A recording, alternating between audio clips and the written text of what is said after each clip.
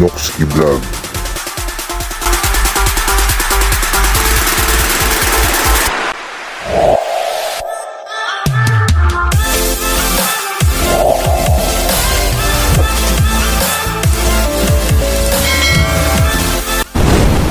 Noxky Vlog. Pampanga, no? Ayan yung address nila, Bona Street, Santa Cruz, Lubao, Pampanga. Tapos zip code 2005. Yan. So ngayon mag-update tayo mga kapatid ng motor dito. Ito yung Euro Motor Daan Hari 150. So ito yung bagong labas nila ngayong 2022. Bagong decals mga kapatid. Ayan, makikita natin, no? Ang ganda ng decals niya, parang may mga gears na nakalagay dito, pati dito sa may tank niya. Ayan, no? Nakalagay Daan Hari 150 ng Euro Motor. Tapos kulay glossy black itong nakikita natin. Tapos may ibang mga kulay pa to. Meron dito itong kulay blue. Ayan, ang ganda rin ito, kulay blue. Ayan, makita natin yung decals niya, no? May mga parang gears yung design. Kasi yung dating decals niya ganito pa dati, no? Pero ito 125cc yan. Ganyan pa siya dati. So ngayon binago na nila. So ganito na yung design ngayon nung lumabas ngayong 2022, no? Yan, napakaganda na rin, no? Isang malaking bagay na rin yung nagbago ng decals, no? Mas pumuporma siya mga kapatid. Maganda rin to dahil kumbaga sa makina panghatakan talaga to, no? Pwede rin pang service. Yung iba minamodify ito, pinapaganda talaga, sineset up nila. Yan, 5-speed po yung kanyang transmission, no? Ayan. Sa unahan lang din mga kapatid. Ayan. Tingnan natin dito sa harap. Ito yung headlight nya. Halogen bulb pa rin yan. So ganyan talaga mga kapatid pag mga Pantra, no? Hindi naman agad-agad nila ginagawang LED yan. Tapos itong head cowling nya, yan, kulay glossy black. Then may windshield siya rito. Tapos sa signal light, LED yata ito mga kapatid, no? Yung signal light nya. Yan. Yung maganda dito, LED yung kanyang signal light. Tapos naka-telescopic fork na may balot, no? Ayan, protection na rin sa dumi. Then naka-drum brake sa harap. Pati sa likod pala, no? Drum brake din yun, no? Tapos kulay glossy black yung kanyang kulay, no? Yung pinaka-hub. Yan. Tapos yung size ng gulong sa harap ay 2.75 by 17 mga kapatid, no? Yan, 17 yung kanyang diameter, no? Tapos naka-spokes. Yan. Then sa likod, ang size ng gulong ay 300 by 17. Tube type mga kapatid, no? Tapos naka-spokes din.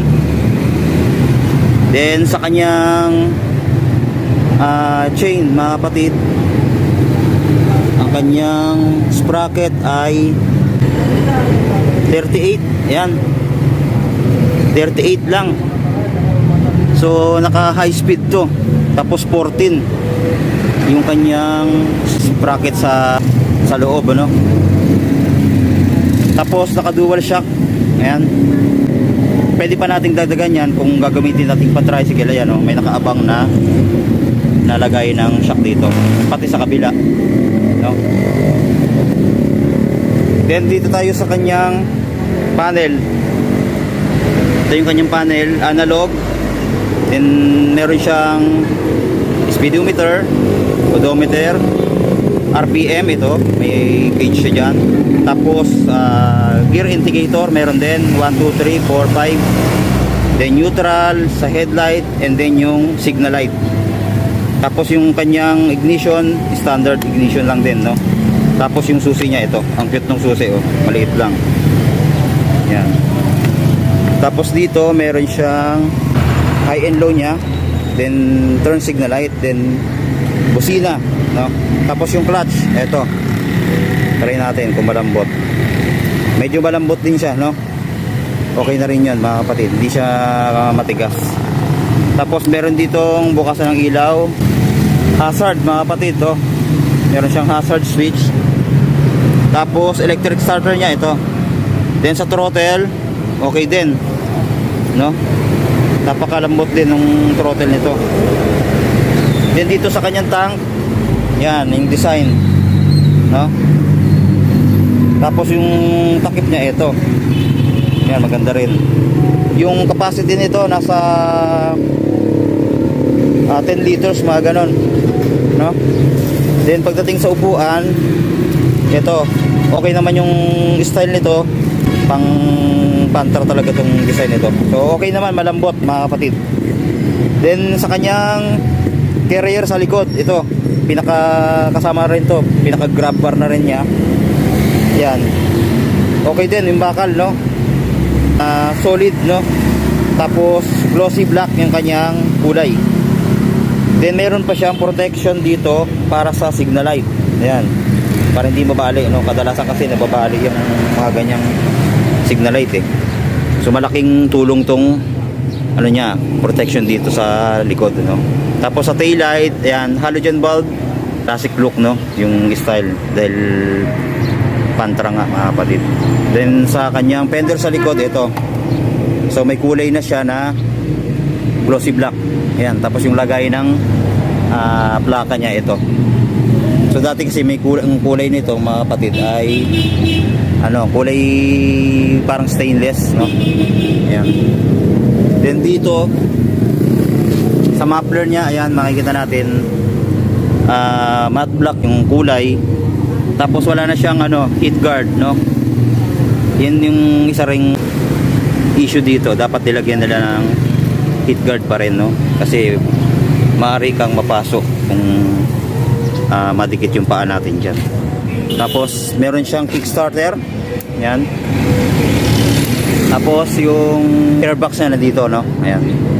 Pag binuksan yan. Sa kabila naman yung kanyang lagayan ng battery. Tapos dito meron din siyang tingin na ng langis, no? Kung high and low, no? Ayan, may nakalagay naman high and low para malaman natin kung papalitan na natin yung langis, no?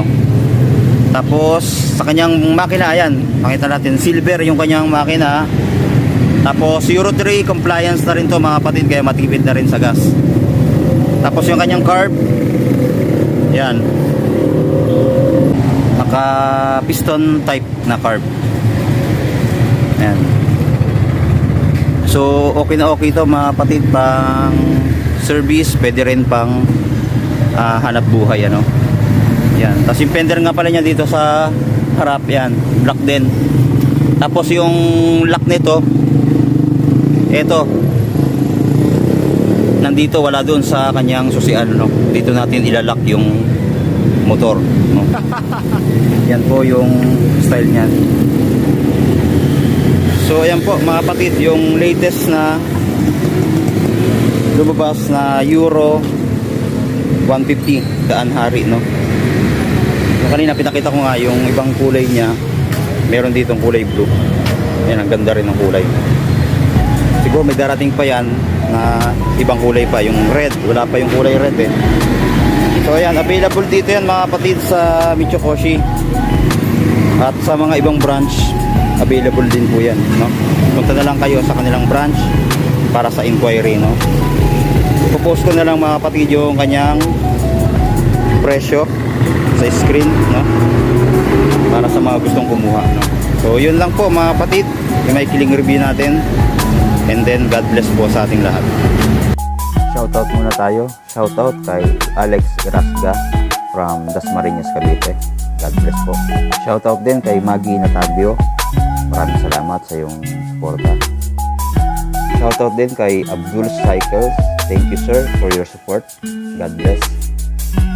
And lastly, shoutout kay Gerald Galia from Antipolo, Rizal. God bless sa iyo sir, sa iyong suporta.